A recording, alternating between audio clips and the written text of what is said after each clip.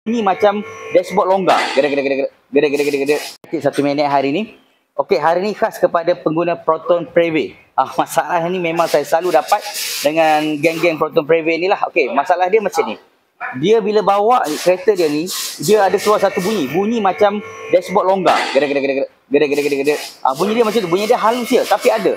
Dan mengganggu. Dia menyebabkan kereta kita tu macam bawa kereta buruk. Gede. Okey, untuk kes macam ni, benda pertama anda kena check adalah ni, mounting absorber dia ni.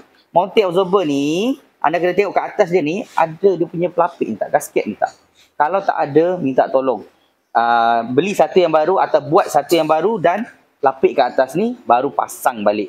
Memang ini yang saya selalu dapat dan ini yang saya selalu buat. InsyaAllah lah, lepas saya buat macam ni, Alhamdulillah banyak yang settle. So kat sini saya kongsi lah. So siapa yang ada pakai Proton Preview ada masalah bunyi macam dashboard gede, macam tu biasanya di sini.